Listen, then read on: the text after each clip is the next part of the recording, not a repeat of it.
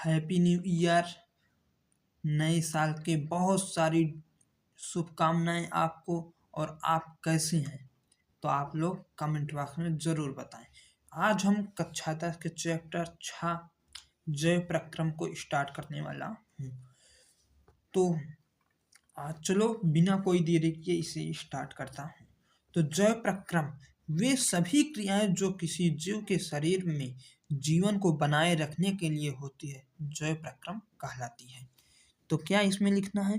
वे सभी क्रियाएं वे सभी क्रियाएं जो किसी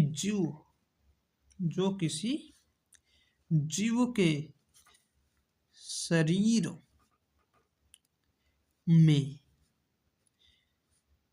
में जीवन को बनाए रखने के लिए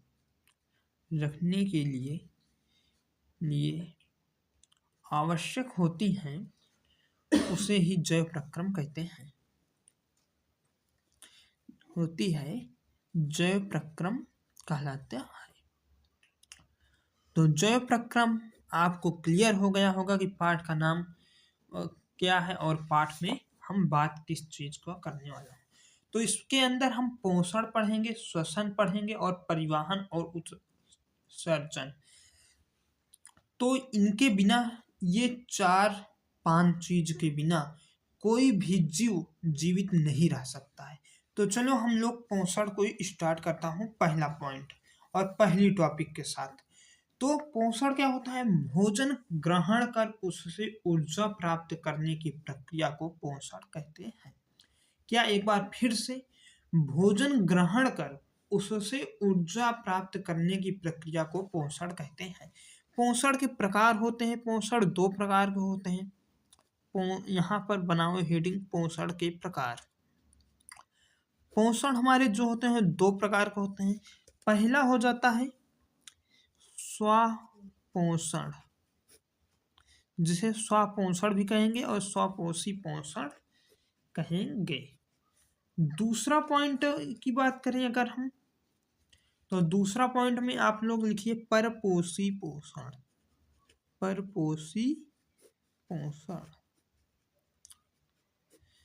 और नए साल पर अब की बार क्या करने वाले हो आप लोग जरूर बताइए दोस्तों। और इस चैनल को जरूर सब्सक्राइब कर लो। इस पर आपके एग्जाम के मोस्ट इम्पोर्टेंट क्वेश्चन और प्रीवियस ईयर क्वेश्चन को सॉल्व कराए जाने वाला है। तो स्वपोषी पोषण हम लोग देखते हैं। हरे पौधे अपना भोजन स्वयं बनाते हैं। यह प्रक्रिया प्रकाश संश्लेषण कहलाती है। हरे पौधे अपना भोजन स्वयं बनाते हैं, आपको भी पता है क्योंकि आपसे तो भोजन मांगते नहीं हैं। तो यह प्रक्रिया प्रकाश संश्लेषण द्वारा ये होती है और ये प्रकाश संश्लेषण कहलाती है। तो इसका समीकरण आपको बता दूं तो कार्बन डाइऑक्साइड, क्या? कार्बन डाइऑक्साइड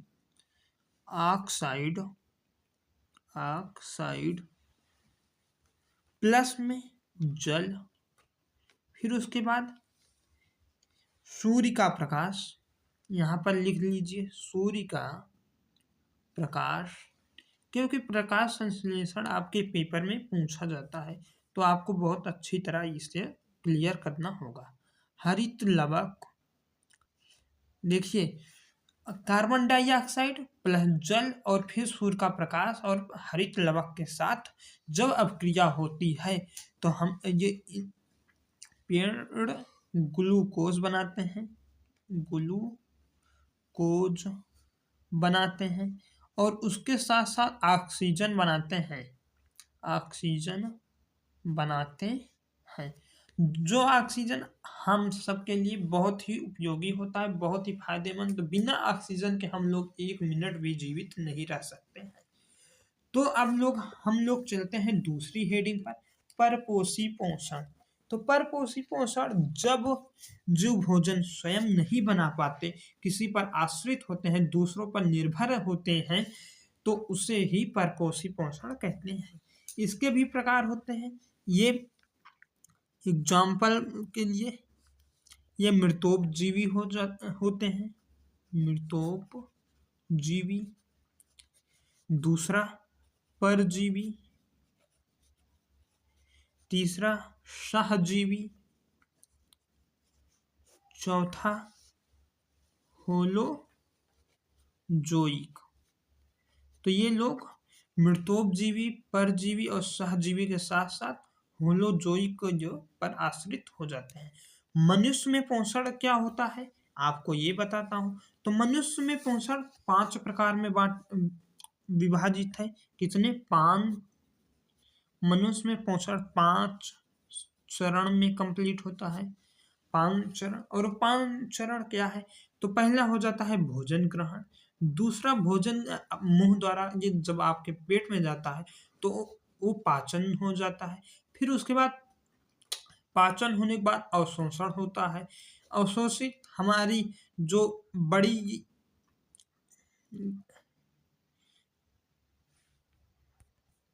तो अवशोषण होता है। तो फिर ये बड़ी आंत और छोटी आंत द्वारा अवशोषण किया जाता है। फिर आत्मसात होता है। फिर उसके बाद उत्सर्जन हो जाता है। फिर उसके बाद हम लोग अब चलते हैं अपनी नेक्स्ट टॉपिक, श्वसन। तो श्वसन में क्या होता है? भोजन के ऑक्सीकरण से ऊर्जा प्राप्त करने की प्रक्रिया को श्वसन कहते हैं। भोजन की ऑक्सीकरण से ऊर्जा प्राप्त करने की प्रक्रिया को श्वसन कहते हैं। आप जब भोजन आप खाते हैं तो उसके बाद उसका ऑक्सीकरण होता है। ऑक्सीकरण के द्वारा जो ऊर्जा प्राप्त होती है उसी को श्वसन कहते हैं। श्वसन के 2 प्रकार के होते हैं, एरोबिक श्वसन और एनएरोबिक श्वसन। एरोबिक श्वसन क्या है? इसमें ऑक्सीजन के साथ ये ऑक्सीजन के साथ होता है और ये वाला ऑक्सीजन के बिना हो जाता है।